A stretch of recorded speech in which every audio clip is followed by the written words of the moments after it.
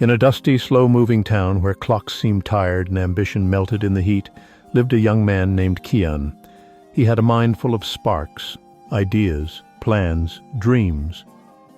His notebooks were filled with beginnings, a novel's first chapter, a workout plan, business sketches.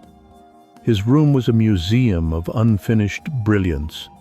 People called him gifted, creative, but behind the praise hid a truth. Kian never followed through. Not because he lacked passion, but because he feared losing freedom. To him, structure meant cages. Schedules felt like surrender. He believed creativity needed space, not discipline. So he wandered. Woke up when he felt like it. Started new things on a whim. His days were unchained, but also unrooted. The freedom he chased felt exciting at first, but over time it began to feel empty. He'd start the day full of energy and end it asking, "What did I actually do?" That question grew louder each night until he could no longer ignore it. Kian thought freedom meant doing whatever felt good, sleeping in, skipping steps, avoiding rules. But over time, the freedom he chased began to feel like weight. He forgot meetings, missed deadlines. Promises became excuses. Friends stopped calling.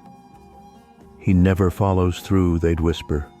His bank account shrank. His ideas stayed ideas. One night, he stood in front of the mirror. His face looked older, eyes dull. "I'm tired," he whispered. Not tired like sleep, but tired like lost.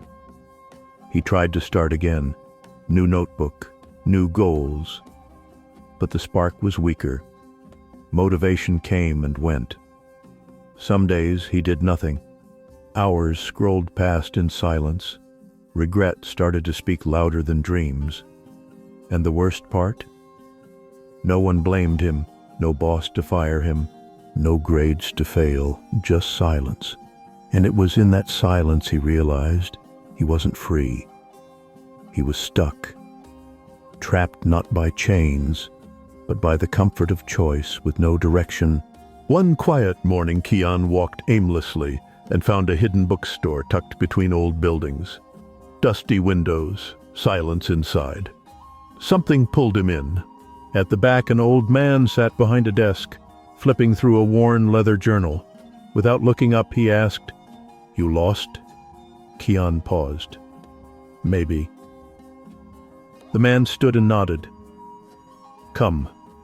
No name, no questions, just trust.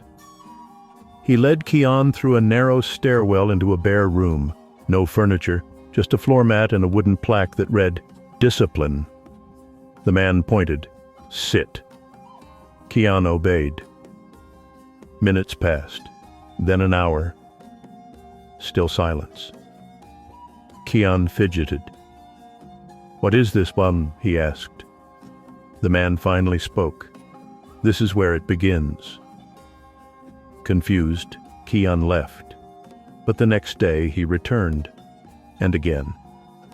Something had shifted. Each visit brought more silence, more reflection. He wasn't learning facts, he was unlearning chaos. And if this story speaks to you, hit that subscribe button and turn on the bell. We're just getting started. Every morning the task was the same. Arrive before sunrise, sit on the mat, stay until the first beam of light touched the far wall. No phone, no books, just sit. The first days were torture. Kian's knees hurt. His mind raced. He thought of leaving often, but the old man never forced him, just nodded. And so, Kian kept coming. Slowly, something shifted. The noise in his head softened. He started noticing his breath, the creak of the wood, the exact moment the light moved. One morning, the old man placed a smooth stone in front of him.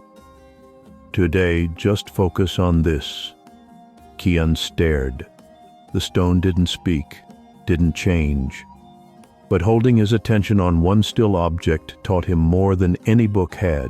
It was boring, hard, and slowly powerful. "Your mind is wild," the old man said. "This tames it." Each day a new stone, a new lesson, and Kian realized discipline wasn't restriction, it was training. Weeks passed. Kian came every morning. He no longer needed the old man's nod. He just showed up, sat, breathed, watched the light move. The room hadn't changed, but he had. His thoughts slowed. His focus sharpened. He stopped craving noise. At home, he cleaned his space, started finishing books, stuck to a workout routine. The chaos shrank. One morning after the sit, the old man finally spoke. "Discipline isn't about control. It's about commitment. Choosing what matters again and again until it becomes who you are." Kian felt that deeply. He looked back on the version of himself that thought freedom meant doing whatever, whenever. That version was tired, scattered. Now each action had purpose. Each morning had power. He wasn't forcing life into order, he was finally living in rhythm. The silence wasn't empty. It was full of choice, full of clarity. And for the first time in years, he felt free. Not from discipline, but because of it. Kian's new rhythm began to ripple. Friends noticed. He showed up early, kept his word, finished what he started. The scattered dreamer they knew was now someone steady, calm. "You've changed," they'd say. But to Kian, it didn't feel like change. It felt like coming home, to his own center. He didn't preach about discipline, he lived it, quietly. When others scrolled, he read. When they slept in, he trained.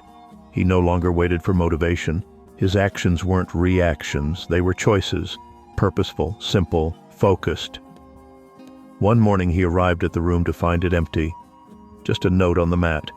"You no longer need me." The old man had left. No goodbye, no final lesson. And Kian understood why. He had become his own guide. The silence he once feared was now sacred. The structure he resisted was now his strength. He didn't need applause, he needed the climb.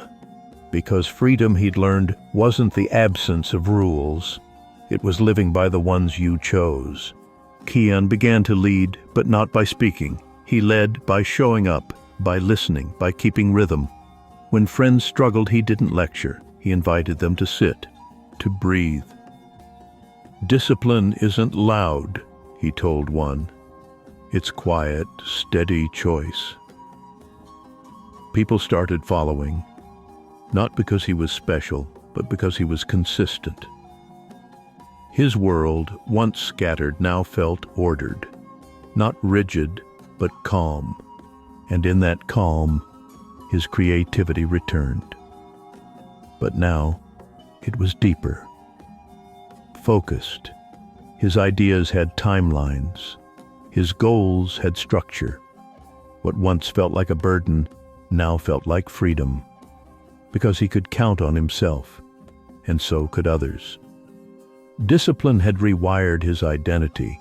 He no longer chased freedom by avoiding effort. He found freedom in the effort.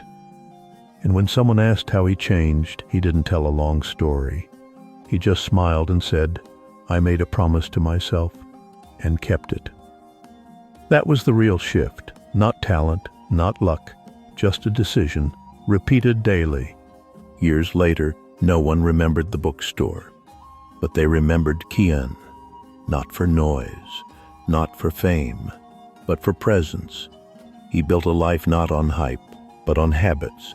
He didn't rise fast. He rose steady, silent. While others chased trends, he built systems. While they burned out, he endured. His life wasn't perfect, but it was his, earned daily. When people asked for shortcuts, he gave them a mirror. Start with yourself, he'd say, because the truth wasn't in a secret, it was in a standard. He wasn't better, just consistent. He had learned the rarest freedom, the ability to show up even when no one's watching. And that made all the difference. Not motivation, not talent, but rhythm, practice, peace through repetition. He no longer feared effort. He trusted it. And now when people admired his results, he only asked one thing in return. If your life stayed exactly as it is, would that be enough for you?